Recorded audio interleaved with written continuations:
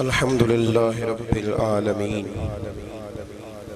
والعاقبة للمتقين والصلاة والسلام على سيد الأنبياء والمرسلين وعلى آله وأصحابه أجمعين. أما بعد، أعوذ بالله من الشيطان الرجيم. بسم الله الرحمن الرحيم. ذلك الكتاب لا ريب فيه. صدق الله العظيم وصدق رسوله النبي الكريم. إن الله وملائكته يصلون على النبي يا أيها الذين آمنوا صلوا عليه وسلموا تسليما. الصلاة والسلام عليك يا سيدي يا رسول الله وعلى آلك وأصحابك يا سيدي يا حبيب الله. اللهم صل على سيدنا ومولانا محمد معدن الجود والکرم وآلہ وصحبہ وبارک وسلم. تمام تعریفیں حمد و ثنا اللہ تعالیٰ جل مجدہ الکریم کے لیے، اور ہر قسم کے درود و سلام نبی رحمت صلی اللہ تعالیٰ علیہ وسلم کی ذات والا صفات کے لیے حمد و صلات کے بعد، عزیز دوستو، قرآن مجید کی دو قسم کی ترتیبیں ہیں. ایک قرآن مجید کی ترتیب وہ ہے کہ جس ترتیب سے قرآن مجید نازل ہوا، اور ایک وہ ترتیب ہے جس ترتیب سے نبی کریم علیہ السلام نے، حضور کے صحابہ نے حضور کی تعلیمات کی روشنی میں قرآن پاک کو جمع فرمایا. ایک ترتیب نزولی کہلاتی ہے، ایک ترتیب توقیفی کہلاتی ہے. جس ترتیب سے اسے جمع کیا گیا، نزول کے اعتبار سے قرآن مجید کی سب سے پہلی سورہ مبارکہ سورہ اقرا ہے. اس کی ابتدائی آیات نازل ہوئیں، اور ترتیب کے لحاظ سے جو مصحف کے اندر قرآن پاک میں ترتیب ہے، اس لحاظ سے قرآن مجید کی پہلی سورہ کا نام سورہ فاتحہ ہے. اور نبی کریم علیہ السلام نے فرمایا یہ سورہ فاتحہ اتنی شاندار ہے کہ ایسے کلمات کسی اور امت کو نہیں ملے جیسے اللہ نے سورہ فاتحہ میں ہمیں عطا فرمائے ہیں. قرآن پاک میں دو قسم کی صورتیں، ایک تو یہ میں نے عرض کر دی اس کی ترتیب، اسی طرح دو قسم کی صورتیں، کچھ مکی صورتیں ہیں اور کچھ مدنی صورتیں ہیں. ہمارے طالب علم اکثر اسکولوں اور کالجوں میں یہ سمجھتے ہیں کہ جو مکے میں نازل ہوئی وہ مکی ہیں، جو مدینے میں نازل ہوئی وہ مدنی ہیں. حالانکہ ایسا نہیں ہے. جو ہجرت سے پہلے نازل ہوئی وہ مکی ہیں، اور جو ہجرت کے بعد نازل ہوئی وہ مدنی ہیں. وہ آیت اگر بدر میں بھی نازل ہو نا، کچھ قرآن مجید کی آیات مختلف مقامات پر بھی نازل ہوئی ہیں. مختلف مقامات پر حضور بدر میں تھے تو وہاں بھی قرآن مجید نازل ہوا. نبی کریم علیہ السلام احد میں تھے تو وہاں بھی قرآن پاک نازل ہوا. تو ترتیب یہ کی جائے گی کہ جو صورتیں ہجرت سے پہلے نازل ہوئیں وہ مکی ہیں، اور جو ہجرت کے بعد نازل ہوئیں وہ مدنی ہیں. سورہ فاتحہ کا آغاز اور قرآن مجید کی ہر سورت کا آغاز سوائے سورہ توبہ کے بسم اللہ شریف سے ہوتا ہے. اور نبی کریم علیہ السلام نے اتنا زور دیا کہ حضور فرمانے لگے دروازہ بند کرنے سے پہلے بھی بسم اللہ شریف پڑھا کرو، اور برتن ڈھانپنے سے پہلے بھی بسم اللہ شریف پڑھا کرو. نبی پاک علیہ السلام نے ہر جائز اور مستحسن کام سے قبل بسم اللہ شریف پڑھنے کو حکم دیا. بسم اللہ کے مفاہیم کیا ہیں؟ فرمایا بسم اللہ الرحمن الرحیم، اللہ کے نام سے شروع جو بڑا ہی مہربان نہایت رحم کرنے والا ہے. باقی ترجمہ کرنے والوں نے کہا کہ شروع اللہ کے نام سے، تو اعلیٰ حضرت فرمانے لگے کہ پھر تو شروع سے ہو گیا، پھر تو شروع سے ہو گیا. تو حضور پھر کیا ترجمہ کریں؟ فرمانے لگے یہ ترجمہ نہ کرو کہ شروع اللہ کے نام سے، بلکہ ترجمہ یہ کرو کہ اللہ کے نام سے شروع. یہ دیکھیں نا، سوچ ہے نا بزرگوں کی، اللہ کے نام سے، تاکہ واقعی اللہ کے نام سے شروع ہو. پھر ارشاد فرمایا الحمدللہ رب العالمین، تمام تعریفیں اللہ کے لیے جو تمام جہانوں کو پالنے والا ہے. جب انسان کو تھوڑا سا ترجمہ آتا ہو نا، اس کی تھوڑی توجہ ہو، اسے نماز پڑھنے کا بھی بڑا ہی مزہ آتا ہے. نبی کریم علیہ السلام فرماتے ہیں، رب فرماتا ہے یہ سورہ فاتحہ میرے اور میرے بندے کے درمیان آدھی آدھی ہے. آدھی میری ہے آدھی میرے بندے کی ہے۔ جب وہ کہتا ہے نا مالک یوم الدین، تو یہاں تک وہ میری تعریف کرتا ہے، ایاک نعبد و ایاک نستعین تک پہنچتا ہے تو اب میرا اور اس کا آدھا آدھا کام شروع ہو جاتا ہے۔ پھر آگے میرا بندہ جب مجھ سے دعا مانگتا ہے تو یہ اس کے الفاظ ہیں جو میں اپنے فضل سے قبول فرمایا کرتا ہوں۔ تو ارشاد فرمایا تمام تعریفیں اللہ کے لیے جو تمام جہانوں کا پالنے والا ہے، الرحمن الرحیم، بڑا ہی مہربان ہے نہایت۔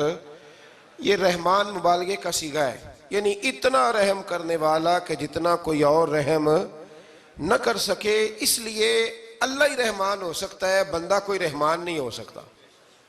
بندے کو رحیم کہا جا سکتا ہے، نبی پاک رحیم ہے لیکن رحمان نہیں ہے، اس لیے کسی بھی انسان کا نام رحمان نہیں ہو سکتا۔ کسی دکان پر بعض اوقات لوگ نام رکھ لیتے ہیں رحمان بک ڈپو، تو یہ درست نہیں ہے۔ بندے کا نام رحمان نہیں ہو سکتا، عبد الرحمان، اس لیے کہ یہ لفظ رحمان خدا کے علاوہ کسی اور کے لیے بولنا درست نہیں ہے۔ پھر ارشاد فرمایا مالک یوم الدین، اللہ مالک ہے قیامت کے دن کا۔ تو یا اللہ آج کے دن کا مالک بھی تو ہی ہے، آج جو یکم رمضان مبارک ہے تو اس دن کا مالک بھی اللہ ہی ہے۔ تو یہ جو خاص کر کہا مالک یوم الدین، اس کا معنی یہ ہے کہ یہاں کچھ لوگ عارضی طور بھی تو بعض چیزوں کے مالک ہیں نا، یہ زمین میری ہے، یہ گھڑی میری ہے، یہ گھر میرا ہے، یہ بچے میرے ہیں، عارضی طور پر بھی تو لوگ مالک ہیں، لیکن قیامت کے دن عارضی طور پر بھی کوئی مالک نہیں ہوگا۔ قیامت میں ساری بادشاہی فقط میرے اللہ کی ہوگی، بلکہ رب کریم فرمائے گا کہاں ہیں وہ لوگ جو دنیا میں بادشاہ بنا کرتے تھے، کدھر ہے؟ بڑے بڑے کج کلا جو کہتے تھے کہ ہم اٹھتے ہیں تو لوگ اٹھتے ہیں، بیٹھتے ہیں تو دنیا بیٹھ جاتی، وہ کہاں ہے؟ جب کوئی نہیں بولے گا تو رب فرمائے گا للہ الواحد القہار، آج ایک رب واحد اور قہار کی حکمرانی ہے۔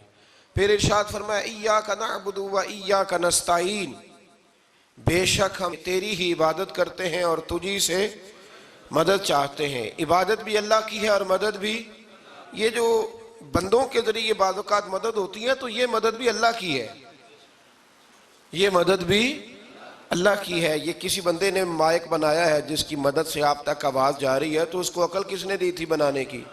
تو پھر مدد کس کی ہوئی؟ اللہ کی۔ تو دنیا میں کوئی بھی جو مدد کرتا ہے وہ اللہ کے ولی کریں، نبی کرے، پیغمبر کریں، تو وہ مدد کس کی ہے؟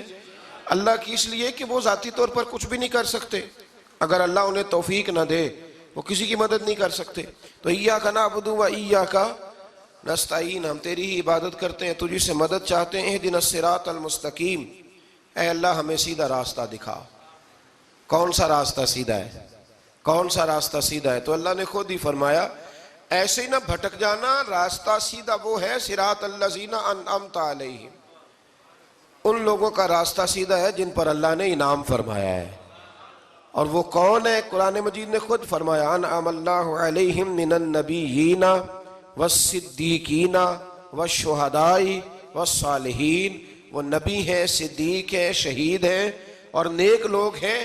فرمایا اپنی مرضی کے راستے پہ چلو گے تو بھٹک جاؤ گے، رب کی بارگاہ میں سوال کرنا کہ وہ تمہیں نبیوں کے، صدیقوں کے، شہیدوں کے اور نیک لوگوں کے راستے پہ چلائے۔ غیر المغضوب علیہم ولا الضالین، نہ ان لوگوں کے راستے پہ چلا جن پر تیرا غضب ہوا، اور نہ ان کے راستے پہ چلا جن پر تو ناراض ہوا، جنہیں تو نے گمراہ کیا، ان لوگوں کے راستے پہ نہ چلا، بلکہ ان لوگوں کے راستے پہ چلا جن پر تیرا انعام ہوا۔ یہ جو لوگ ہیں نا مغضوب علیہم ولا الضالین، ایک گروہ یہودیوں کا ہے اور ایک عیسائیوں کا ہے۔ کہا جا رہا ہے یا اللہ نہ یہودیوں کے راستے پہ چلا اور نہ عیسائیوں کے راستے پہ چلا، ہمیں تو ابو بکر صدیق کے راستے پہ چلا، ہمیں تو عمر فاروق کے راستے پہ چلا، عثمان غنی، مولا علی اور جناب ابو ہریرہ کے راستے پہ چلا۔ اب یہ سورہ فاتحہ کا تو میں نے مکمل ترجمہ عرض کیا۔ سورہ بقرہ یہ قرآن مجید کی سب سے بڑی سورہ ہے۔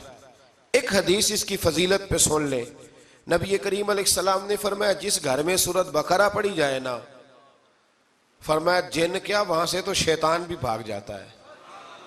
سورہ بقرہ گھروں میں پڑھیں، یہ سب سے بڑا تعویذ ہے۔ اگر گھر میں جنات ہوں، کوئی آسیب ہوں، اور یہ وہ والا تعویذ ہے جو مدینے والے رسول نے عطا فرمایا ہے۔ یہ سب سے بڑی سورہ ہے۔ مفسرین فرماتے ہیں اگر کوئی استدلال کی قوت رکھتا ہو تو ایک 100 چیز کا اللہ نے حکم دیا ہے، بلکہ امام اعظم فرماتے ہیں 100 تھوڑی ہے، میری نظر سے پڑھو تو 1000 چیزوں کا حکم دیا ہے، 1000 سے منع کیا ہے، اور 1000 قسم کی نصیحتیں اللہ کریم نے سورہ بقرہ کے اندر فرمائی ہیں۔ اس سورہ مبارکہ کا جو پہلا رکوع ہے نا، اس میں جو سب سے پہلی آیت ہے وہ ہے الف لام میم۔ ان کو کہتے ہیں حروف مقطعات۔ پہلا لفظ ہی جب کوئی قرآن مجید کا پڑھتا ہے نا، بہت بڑا عالم فاضل، بہت بڑا محدث، تو اسے یہ کہنا پڑتا ہے کہ میں نہیں جانتا، اللہ جانتا ہے یا اللہ کا رسول جانتا ہے۔ الف لام میم کا معنی ہم نہیں جانتے، اللہ جانے یا اللہ کا رسول جانے، یا جس کو وہ دونوں بتا دیں وہ جانتا ہے، ورنہ یہ اللہ اور اس کے رسول کا راز ہے۔ یہ آگے ارشاد فرمایا ذالک الکتاب لا ریب فیہ، یہ وہ عظیم کتاب ہے جس میں شک کی کوئی گنجائش نہیں ہے۔ ھدی للمتقین، یہ ہدایت ہے پرہیزگاروں کے لیے۔ سوال یہ ہوتا تھا کہ یا اللہ جو متقی پرہیزگار ہیں وہ تو پہلے ہی ہدایت پہ ہیں، تو قرآن بھی اگر انہیں ہدایت دے گا تو پھر جو گناہگار ہیں ان کی ہدایت کہاں ہے؟ تو اس آیہ مقدسہ کا معنی مفسرین نے یہ بیان فرمایا ہے کہ مطلب اس کا یہ ہے کہ قرآن ہدایت دیتا سب کو ہے، لیکن اس سے ہدایت حاصل متقی لوگ کرتے ہیں۔ بارش برستی ہے نا سب جگہوں پہ، لیکن اگر کسی نے فرش کرایا ہو، ٹائلیں لگوائی ہو، تو وہاں پھل پھول اگ سکتے ہیں، سبزہ اگ سکتا ہے، اس کے لیے زمین کا زرخیز ہونا شرط ہے۔ قرآن مجید سب کو ہدایت دیتا ہے، لیکن قرآن مجید سے ہدایت لیتے وہ ہیں جنہیں اللہ نے تقوی والا دل عطا فرمایا ہے، ڈرنے والا دل دیا۔ آگے جو آیات ہیں نا 5، ان میں اللہ تبارک و تعالیٰ نے متقی لوگوں کی فضیلت بیان کی ہے، نشانیاں بیان کی ہیں کہ وہ کون ہوتے ہیں۔ ان میں پہلا ارشاد فرمایا کہ متقی وہ ہوتا ہے جو غیب پہ ایمان لے آتا ہے، اس چکر میں نہیں پڑتا کہ آنکھوں سے دیکھوں گا تو مانوں گا۔ اور دوسرا فرمایا متقی وہ ہوتا ہے جو نماز قائم کرتا ہے اور اللہ کے دیے ہوئے رزق سے اللہ کے راستے میں خرچ کرتا ہے۔ اور تیسرا فرمایا متقی وہ ہوتے ہیں کہ محبوب جو قرآن ہم نے آپ پہ نازل کیا اس پر بھی ایمان لاتے ہیں، اور جو آپ سے پہلے نازل کیا گیا اس پر بھی ایمان لاتے ہیں، یعنی تورات کو، زبور کو، انجیل کو، اس کو بھی وہ مانتے ہیں۔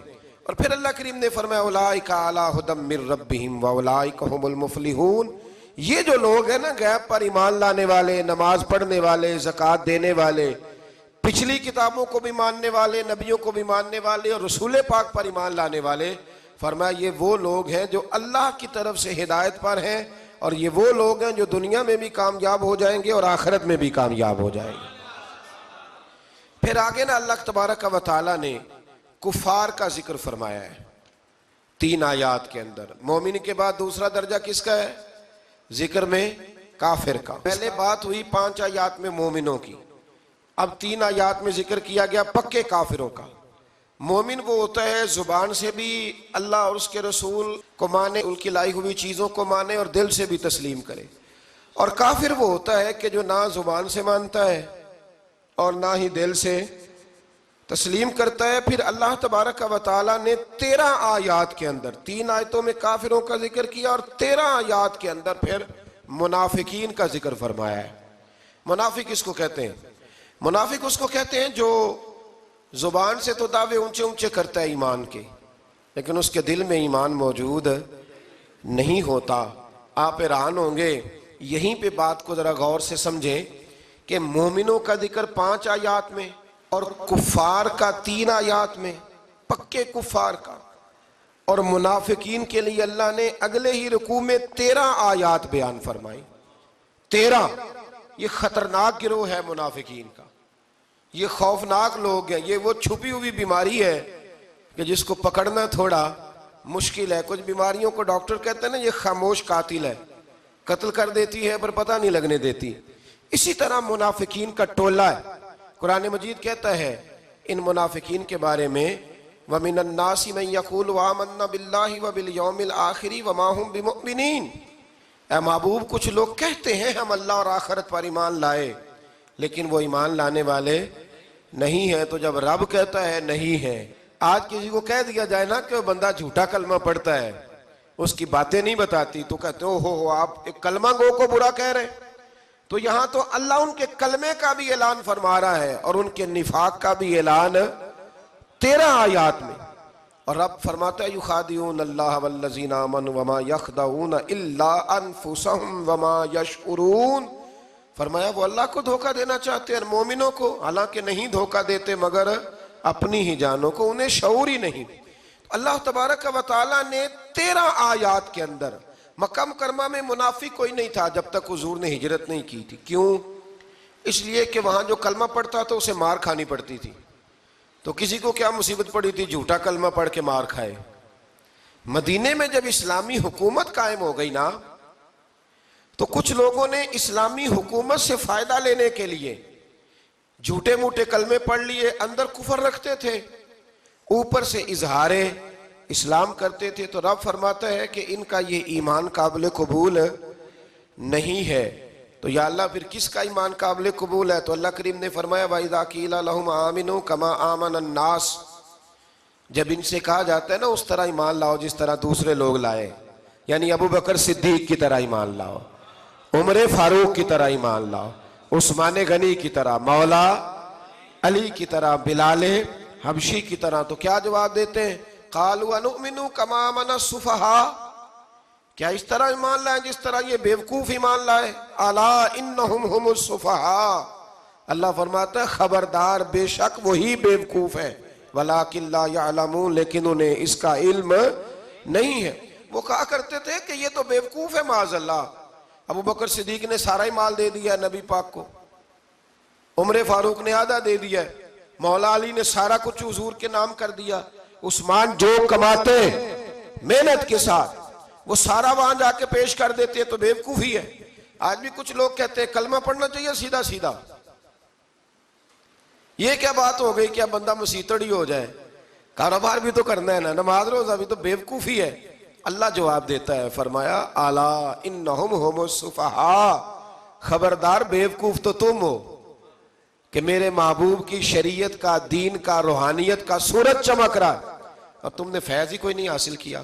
تو میرے بھائیوں، صحابہ کا ایمان وہ ایمان ہے، اہل بیت نبوت کا وہ ایمان ہے کہ اللہ کو ایمان بھی وہ والا پسند ہے جو حضور کے غلاموں جیسا ایمان ہو.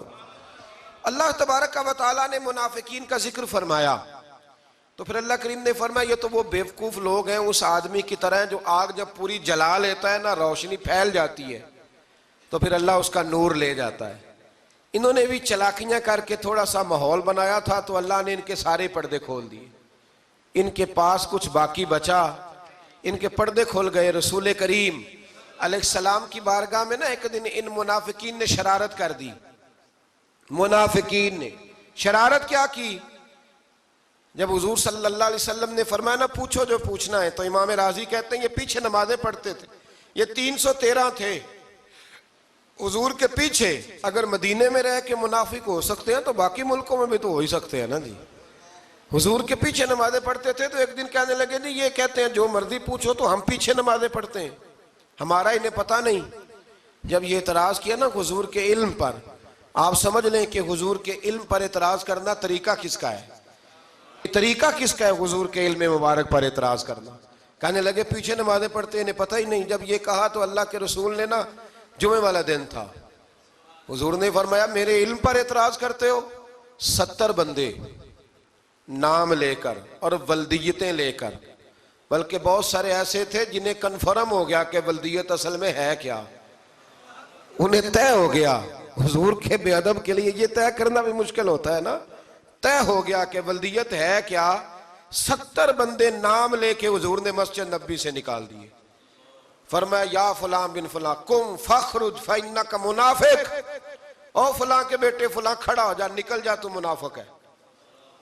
حضور نے 70 بندے نکال دیے. اب 70 بندے اکٹھے گلی میں نکلیں تو رش تو پڑ جاتا ہے نا. حضرت عمر فاروق لیٹ ہو گئے، جمعے میں آ رہے تھے. ان کو جاتے ہوئے دیکھا تو عمر فاروق فرمانے لگے جمعہ ہو گیا ہے. بھئی 70 بندے نکل آئے باہر، جمعہ ہو گیا ہے. تو ایک منافق کہنے لگا تھا کہ نہیں حضور نے نکال دیا. تو عبداللہ بن ابی سلول جو ان کا سربراہ تھا نا، وہ کہنے لگا چپ کر. حضرت عمر سے کہنے لگا ہاں جی ہو گیا ہے. وہ بھی کہنے لگا تھا نہیں ہوا، ہمیں نکال دیا گیا. تو یہ سردار بولا، کہنے لگا ہو گیا ہو گیا. حضرت عمر کہنے لگے چلو جمعہ ہو گیا تو جا کے اندر حضور کی زیارت ہی کر لیتا ہوں، لیٹ تو ہو ہی گیا ہوں۔ حضرت عمر اندر چلے گئے تو پیچھے سے وہ منافقین اپنے سردار سے کہنے لگے کہ 2 منٹ میں عمر کو پتہ چل جائے گا کہ تم نے جھوٹ بولا ہے۔ عمر کو جا کے پتہ چل جائے، کہنے لگا بڑے پاگل ہو، میں نے تمہاری جان بچائی ہے، نبی پاک نے تو مسجد سے نکالا ہے نا۔ تو عمر کو پتہ چل جاتا نا منافق ہیں، تو ابو بکر بھی مسجد میں تھے، علی بھی مسجد میں تھے، عثمان بھی مسجد میں تھے، بچانے والا ہی کوئی نہیں تھا۔ عمر نے تلوار لے کے تو دنیا سے نکال دینا تھا، تو میں نے جان بچائی ہے، آپ جائیں گے نا اندر تو حضور ٹھنڈا کر دیں گے، فرمائیں گے چلو میں نے نکال جو دیا ہے۔ تو یہ وہ منافقین کی جماعت ہے۔ دوسرے سے تیسرے رکوع میں نا اللہ تعالیٰ نے انسان کو یاد کرایا ہے کہ تو نے عبادت اپنے رب کی کرنی ہے، اور فرمایا رب تمہارا وہ ہے جس نے تمہارے لیے زمین کو فرش بنایا ہے، آسمان کو چھت بنایا ہے، اور آسمان سے پانی برسا کے تو زمین سے پھل اگائے ہیں، رزق لکم، وہ بھی تیرے کھانے کے لیے اگائے ہیں۔ وہ جو آسمان سے بارش برسا کے زمین سے سبز اور پھل اگائے ہیں تو وہ بھی تیرے لیے۔ جب سارا کچھ تیرے لیے بنایا تو بھی تو عبادت کرنا اپنے رب کی، پھر کسی کو اس کا شریک نہ ٹھہرا۔ ایک چیلنج بھی کیا قرآن مجید نے اس رکوع کے اندر، کہا کرتے تھے مکے کے لوگ کہ آپ قرآن مجید کی آیتیں نبی کریم علیہ السلام سے کہا کرتے تھے کہ معاذ اللہ آپ خود بناتے ہیں، بنا کے لاتے ہیں۔ تو اللہ کریم نے فرمایا وَإِن كُنتُمْ فِي رَيْبٍ مِّمَّا نَزَّلْنَا عَلَىٰ عَبْدِنَا فَأْتُوا بِسُورَةٍ مِّن مِّثْلِهِ، اگر تمہیں شک ہو نا اس میں جو ہم نے بندہ خاص پہ نازل کیا ہے تو تم بھی اس جیسی ایک صورت بنا کے لاؤ۔ پڑھے لکھے تو تم بھی ہو نا، مکے میں تم بھی رہتے ہو، تو ایک صورت بنا کے لاؤ۔ قرآن مجید ہم سے چھینا گیا ہے سازش کے تحت، اس لیے کہ جس قوم کو قرآن آ جاتا ہے نا پھر کوئی کافر اس کا مقابلہ نہیں کر سکتا۔ دیکھیں نا اگر کافروں کے پاس جواب ہوتا قرآن پاک کا تو بدر اور احد میں نا کوئی آیت بنا کے لاتے قرآن کے مقابلے کی، تلواریں لے کے نہ آتے، ان کے پاس جواب ہی نہیں تھا۔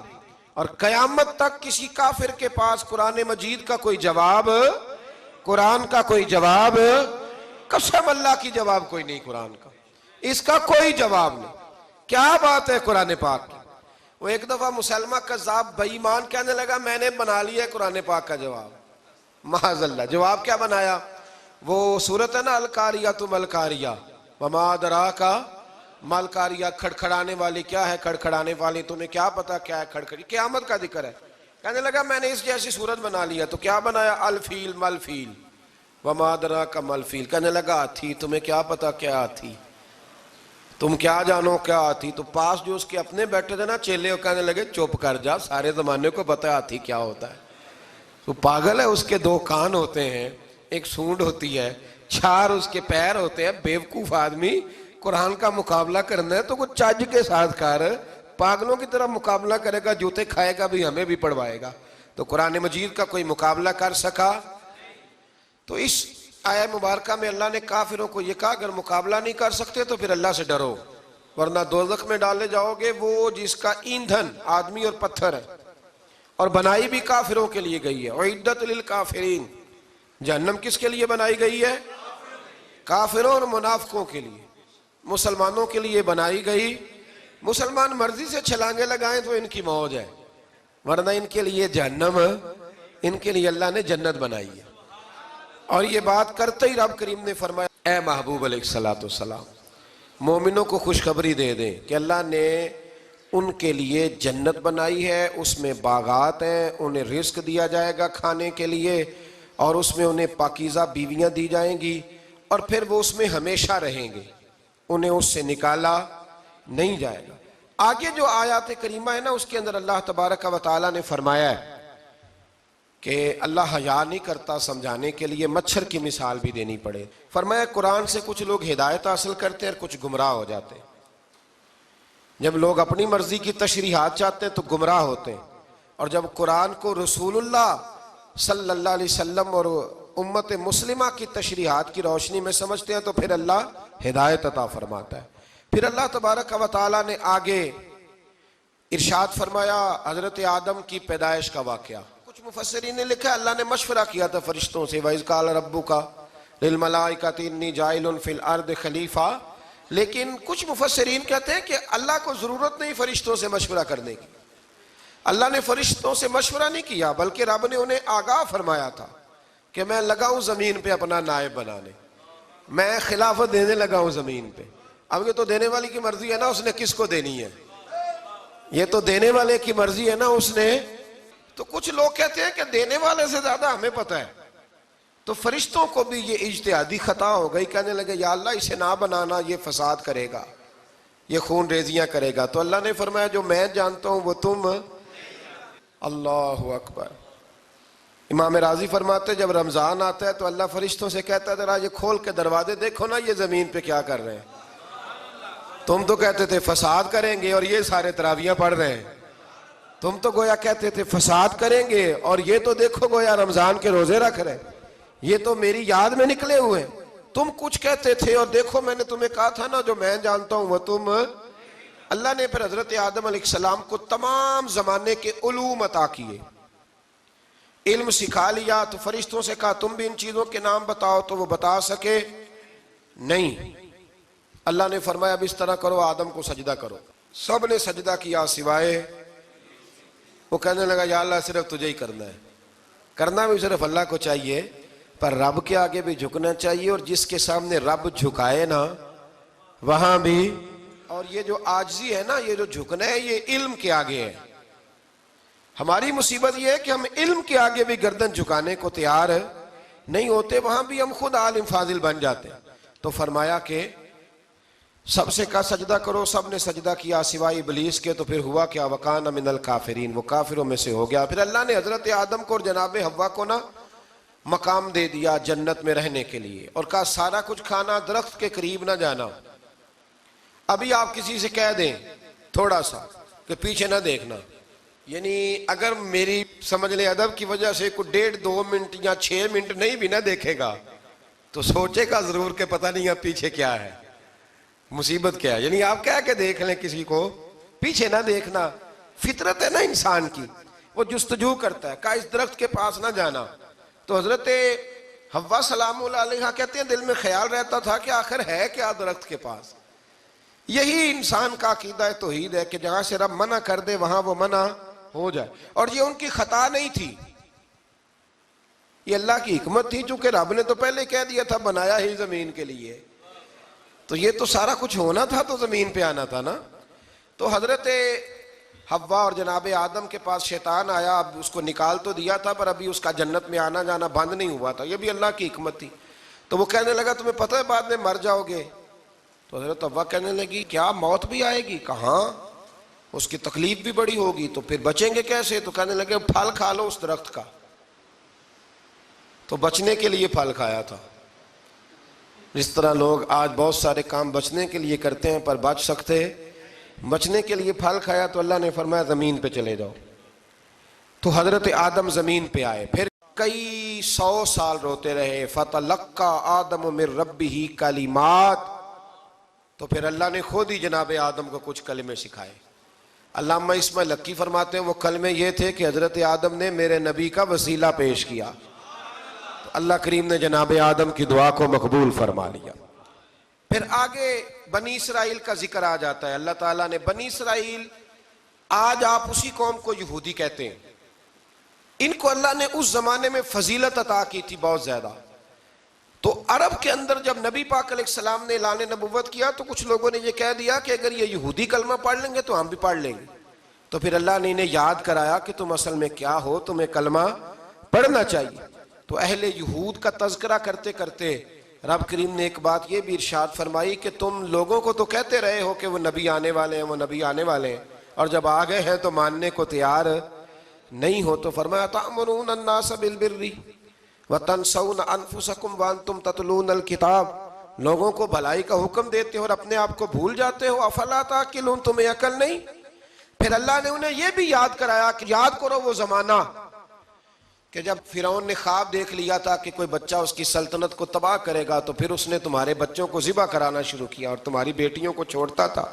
فرمایا یہ بھی تو تم نے دیکھا، میں نے تمہیں پھر تم سے کہا جہاد کرو قوم عمالقہ کے خلاف، تو مقام طیہ میں جا کے یہ لوگ کہنے لگے ہم سے جہاد نہیں ہوتا. اللہ نے انہیں ایک میدان میں قید کر دیا. بڑی دلچسپ بات. قید تو لوگ ہوتے ہیں نا چار دیواری میں, تو اللہ نے بنی اسرائیل والوں کو جب انہوں نے کہا جہاد نہیں کریں گے تو اللہ نے میدان میں قید کر دیا. میدان میں. یہ یاد رکھیں, جب انسان اللہ کی نافرمانی کرتا ہے تو اسے ایسی قید ملتی ہے جس کا اس نے تصور بھی نہیں کیا ہوتا. ایک میدان ہے مقام طیہ, قید ہو گئے. سارا دن سفر کرتے تھے, سارا دن. تو رات کو تھک کے سوتے تھے, صبح اٹھتے تھے نا جب, تو وہیں ہوتے تھے جہاں کل صبح چلے تھے.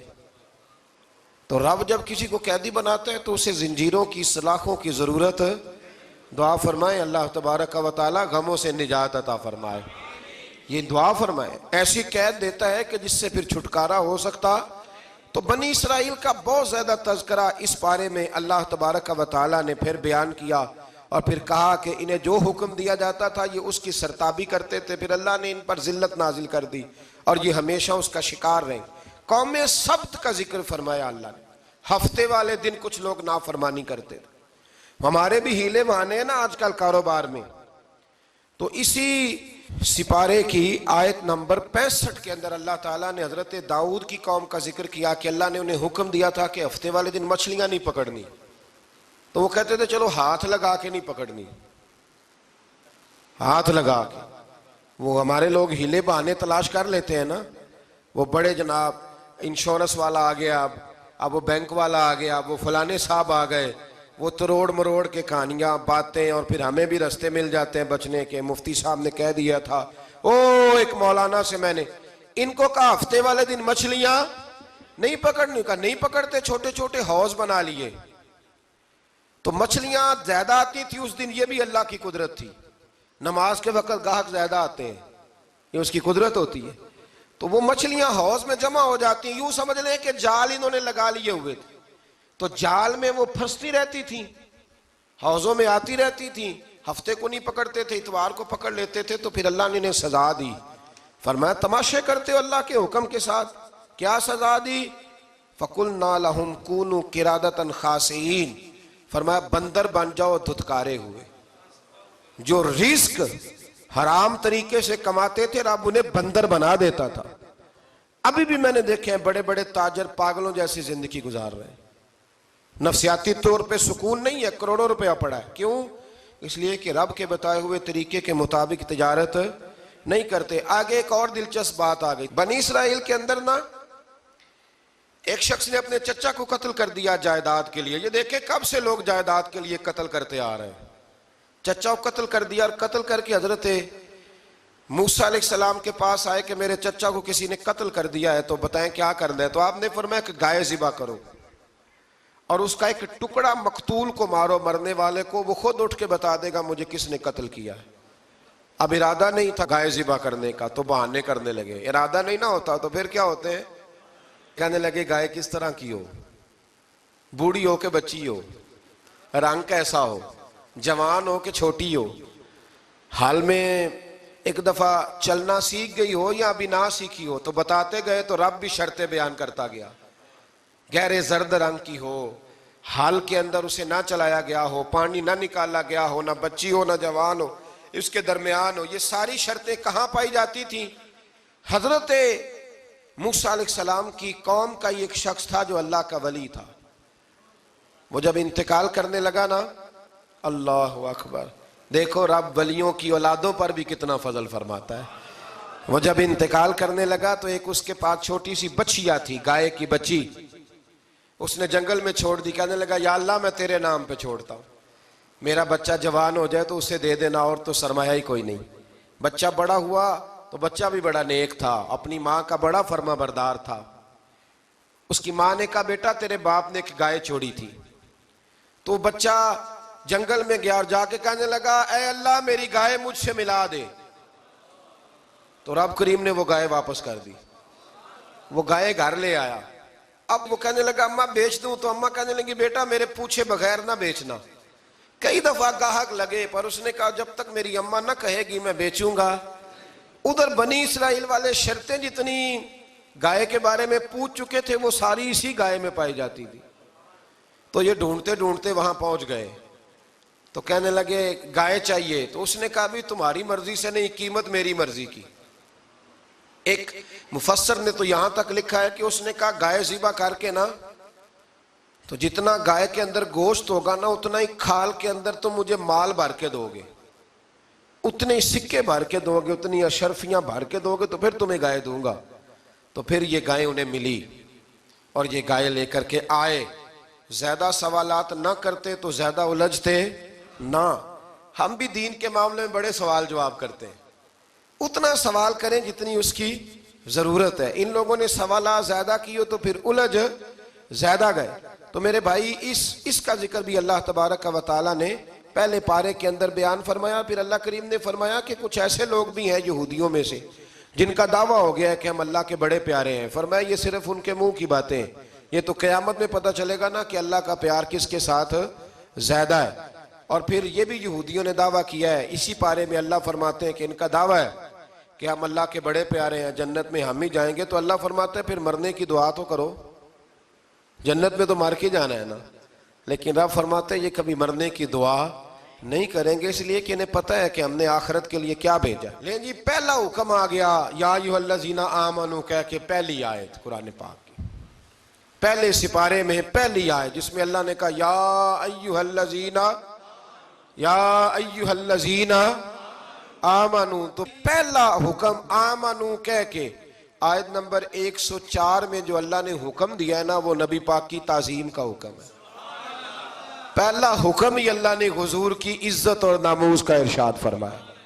پہلا اس ترتیب کے لحاظ سے وہ ہوا یہ کہ جب نبی پاک کو بات ارشاد کرتے تو صحابہ کرام اٹھ کے عرض کرتے رائینا یا رسول اللہ، حضور سمجھ نہیں آئی ذرا رعایت کر دیں۔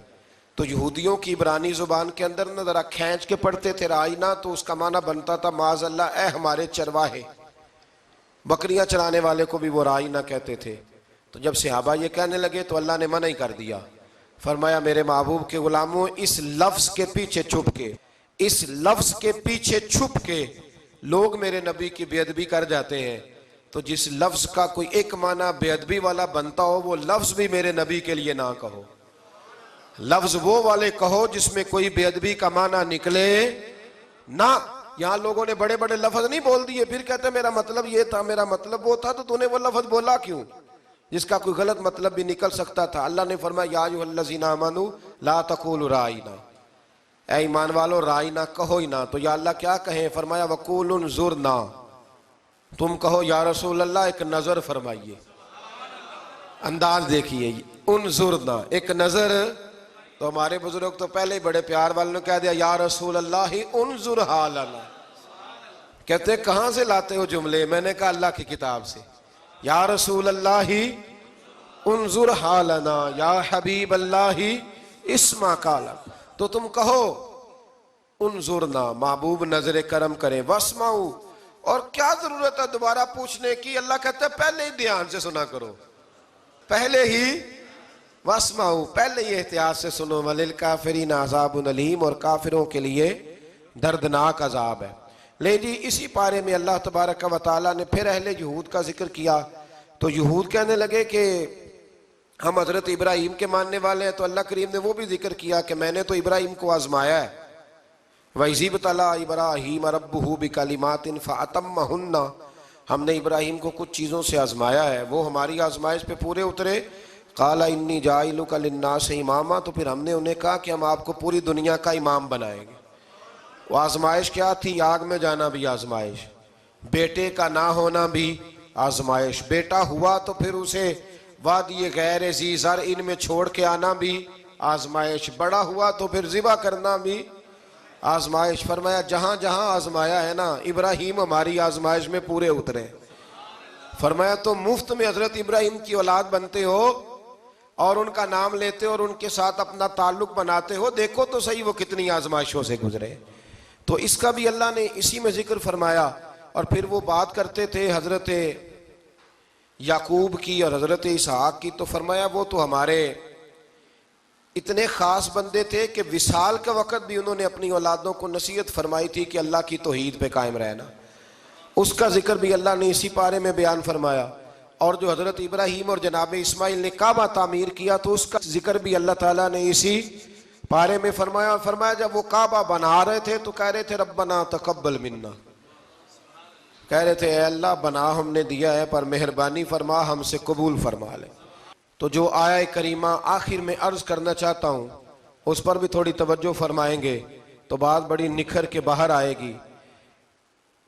یہ 16ویں رکوع کے اندر اللہ نے پھر یہود کا اور عیسائیت کا ذکر فرمایا تو اللہ کریم نے ایک بات ارشاد فرمائی، یہودیوں کے ہاں جب کوئی بچہ پیدا ہوتا تھا وہ پیلے رنگ کے ساتھ اس کو رنگتے تھے، یا کوئی خاص رنگ تھا ان کا، بچہ پیدا ہوتا تو اس پر وہ رنگ چڑھاتے کہ یہ جی ہمارے مذہب کا رنگ ہے۔ ہمارے ہاں بھی رسمیں ہیں نا اپنی اپنی، معاذ اللہ اپنی اپنی نہیں ہونی چاہیے، اللہ رسول کا حکم ہونا چاہیے۔ تو یہودیوں کے ہاں بچہ پیدا ہوتا تو ایک خاص رنگ چڑھاتے، عیسائیوں کے ہاں پیدا ہوتا تو وہ بھی ایک خاص رنگ چڑھاتے۔ تو مسلمانوں کے ہاں بچے پیدا ہوئے تو انہوں نے بھی توجہ کی کہ یہ کیا ہو رہا ہے، تو رب کریم نے فرمایا صبغۃ اللہ، رنگ اللہ کا ہی ہے۔